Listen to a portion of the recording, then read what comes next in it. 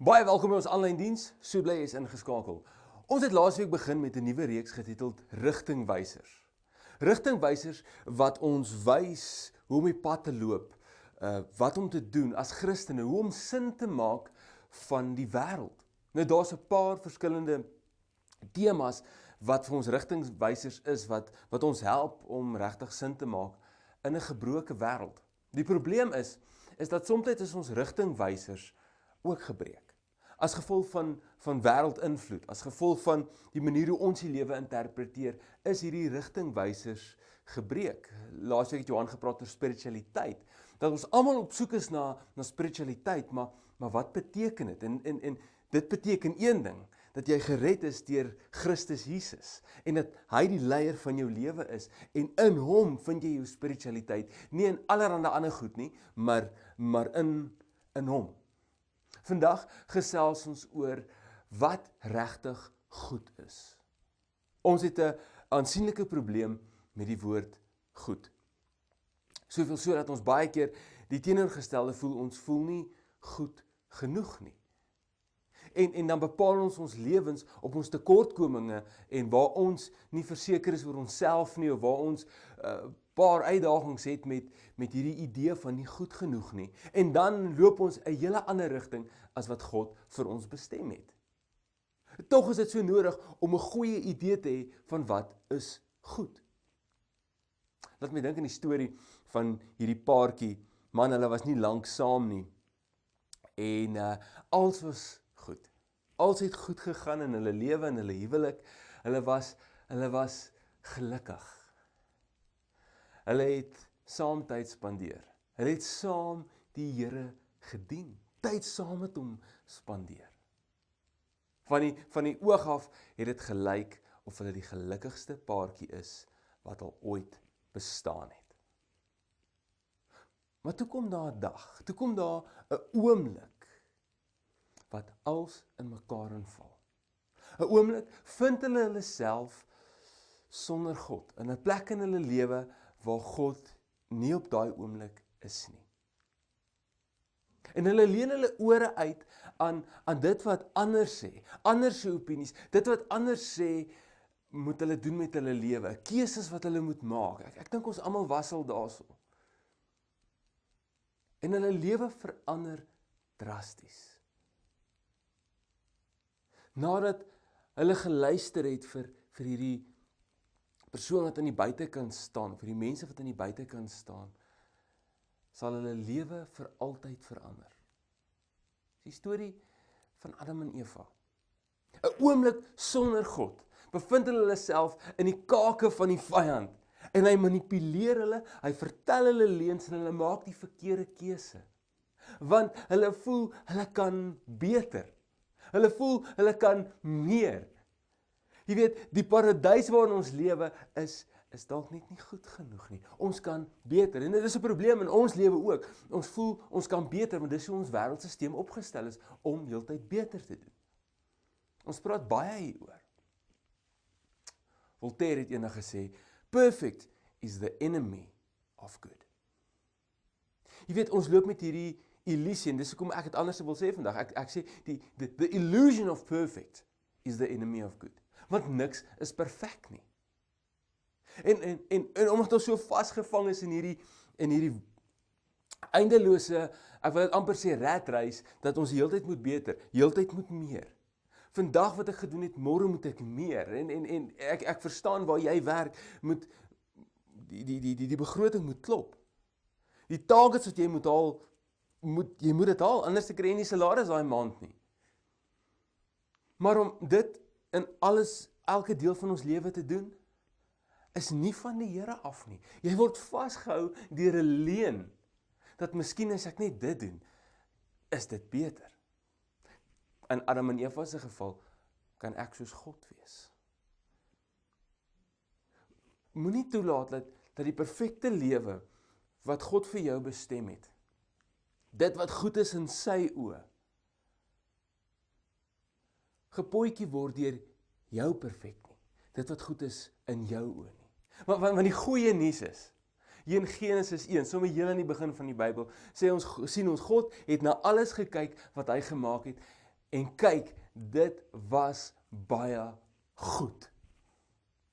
God het na jou gekyk, toe hy jou gemaak het, en gesê, dit is goed, volgens my standaarde.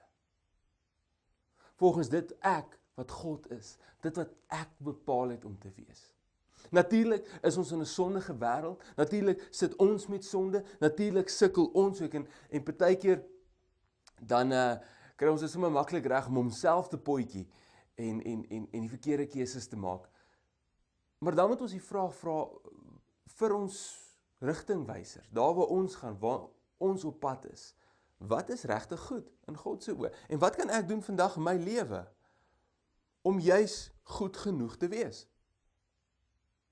Dis in Micha 6 vers 8, wat ons dieselfde woordjie goed, kry Hebreëse woordjie wat in die skepping staan, wat in Hebreëus gebruik was om te sê alles was goed.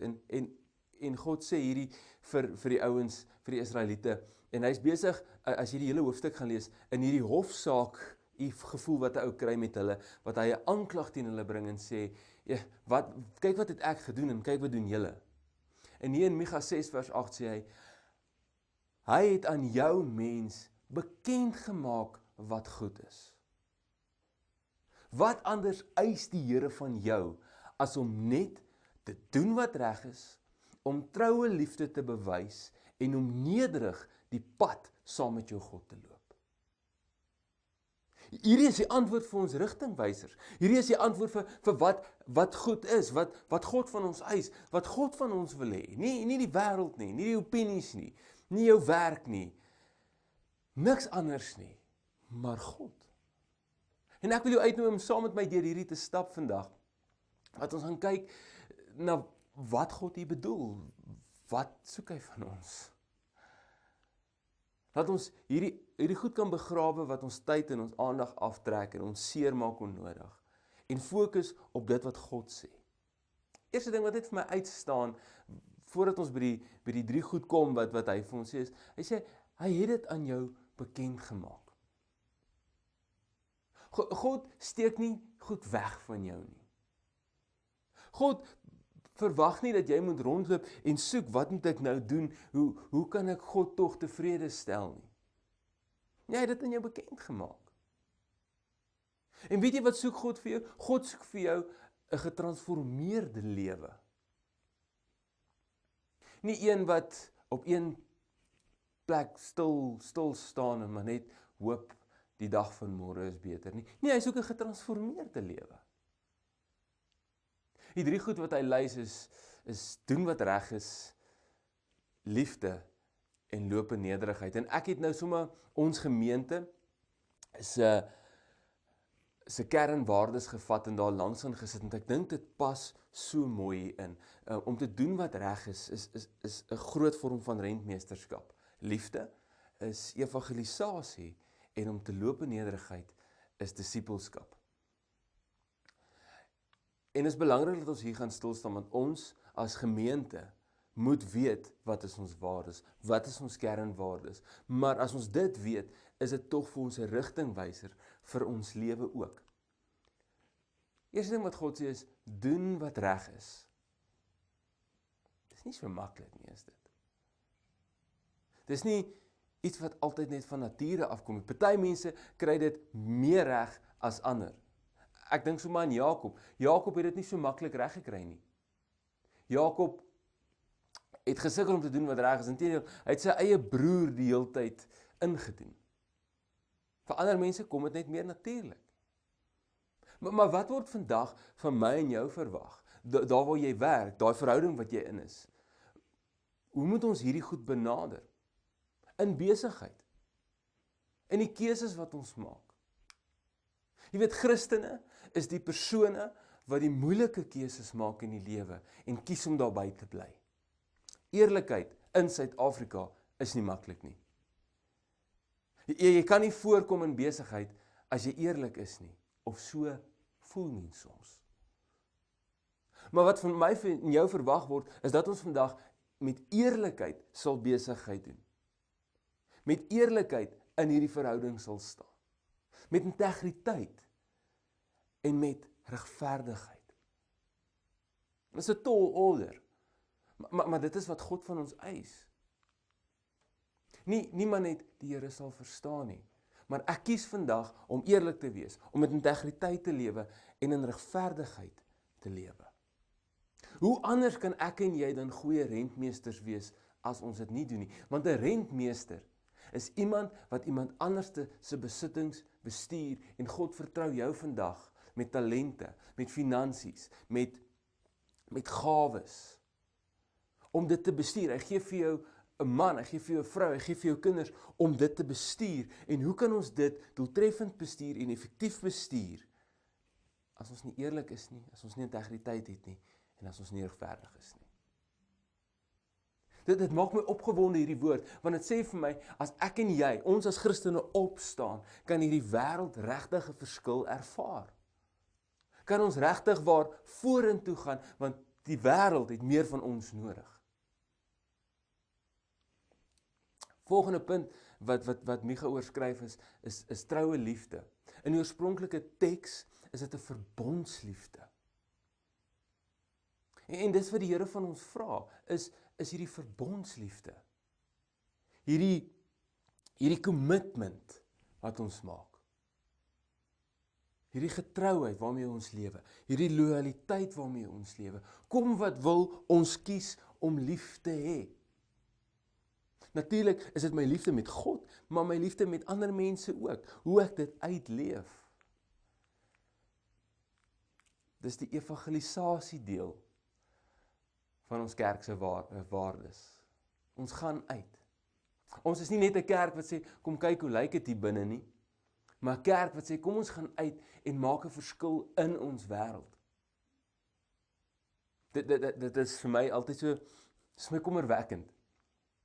As ek lees dat hier in 311, 312 na Christus, kom 'n man, Konstantin, en hy begin kerke bou. Hy begin die kerk in 'n gebou sit.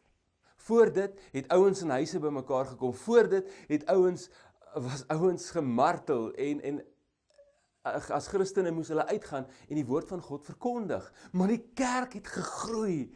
En Konstantin kom met 'n goeie hart en hy begin die kerk deel maak van die Romeinse ryk, van die staat, en hulle begin kerke bou.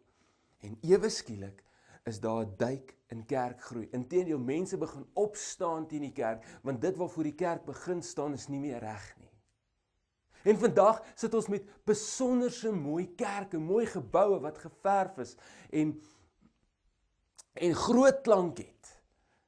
En duisende mense sitplek kan gee.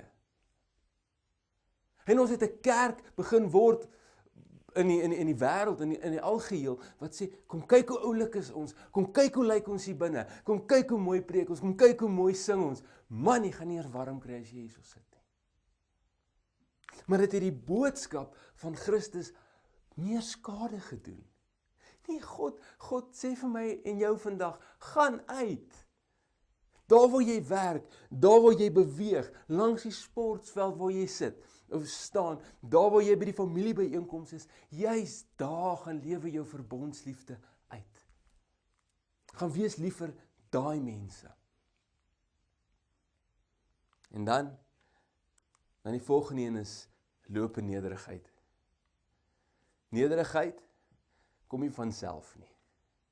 Nederigheid gebeur nie net nie, want soos ek hier so staan, kan ek vir jou sê, dis moeilik om nederig te bly, veral as jy 'n goeie hou op die golfbaan geslaan het, en jou pelle het almal hulle balle in die boom geslaan. Dan is jy vol raad vir hulle, dan wil jy hulle net vertel, hoe moet jy golf speel? Nederigheid kom nie altyd van self nie, maar die uitdaging is, kom loop in nederigheid saam met jou God. Soveel keer loop ons nie in nederigheid saam met God nie. Ons kom met ons eie voorwaardes, ons kom met ons eie behoeftes, ons kom met ons eie plan, wat hy vir ons in ons lewe moet laat gebeur. Dis nie 'n nederigheid loop nie. Nederigheid sê, Here, ek is afhanklik van U. Nederigheid sê, Here, al stem ek nie nou saam met U nie, kies ek om gehoorsaam te wees. Al wil my vlees, al wil my ego, al wil my wese een kant toe trek, is ek bereid om dit te kruisig en gehoorsaam in u woord te bly. Dit is wat God van ons eis. Dit is wat hy sê, dit is goed genoeg.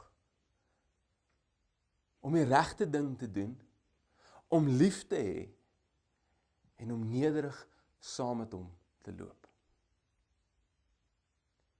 Maar so mooi soos wat hierdie 3 punte is, so lekker soos wat dit preek, kan ons dit nie uit ons eie uit doen nie. Dis hoekom ons dit nie reg kry nie.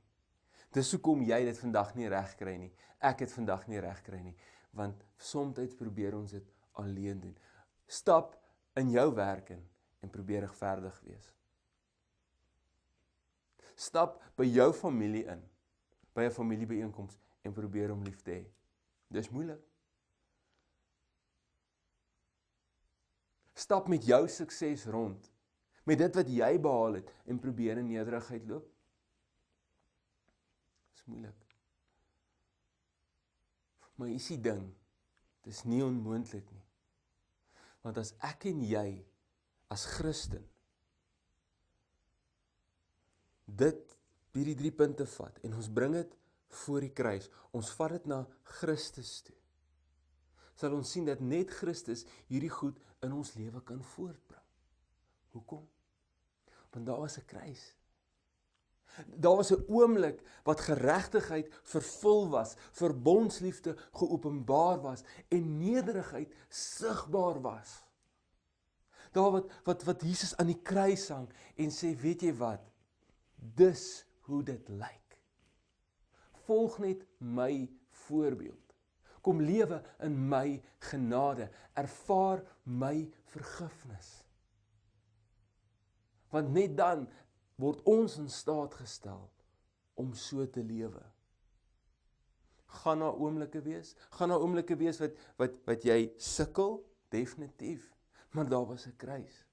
Daar was 'n Christus. Daar's 'n opgestane Jesus wat my help vandag. Die Heilige Gees wat inwonend in my is, wat my lei en my help. Jy's nie alleen vandag nie. Wat is goed genoeg? Verhouding met God. Maak klaar met hierdie illusie van perfek. Maak klaar met hierdie illusie van, as ek meer doen, gaan ek meer presteer, gaan God my meer gelukkig wees met my, want God vra nie dat jy hom moet beïndruk nie. God vra dat jy na hom toe moet kom. En die volheid van hom ervaar, om te ervaar wat is dit, wanneer 'n Vader, 'n Skepper, 'n God oor jou sê, dit is goed. En ek wil dit vandag vir jou sê. As jy dit nog nooit gehoor het nie. As jy nog nooit in die posisie was wat jou ouers vir jou dit gesê het, of miskien is dit iemand wat enig in jou lewe jou so afgebreek het dat jy nooit goed genoeg gevoel het nie. God sê vandag vir jou, dit is goed. Jy is goed. Jy's reg in mekaar gesit. Gaan lewe nou net in regverdigheid. Gaan lewe nou net in liefde. Gaan lewe nou nederig saam met jou God en loop daai pad. Kom ons bid. Here, dankie. Dankie dat ons vandag in u teenwoordigheid kan wees. Here, en ek bid vandag vir ons almal, elke persoon wat kyk, waar hulle vasgehou was in die illusie van ek moet perfek wees. Vasgehou in die illusie van ek word geoordeel want ek sukkel met iets in my lewe. Vasgehou is in die illusie dat hulle iets moet doen om u te beïndruk. Dankie dat ons vandag kan kom en sê, aan die kruis is alles volbring, maar ons kan nou in regverdigheid, liefde en in nederigheid lewe. En ons dank U daarvoor. Ons bid dit in die naam van Jesus Christus. Amen.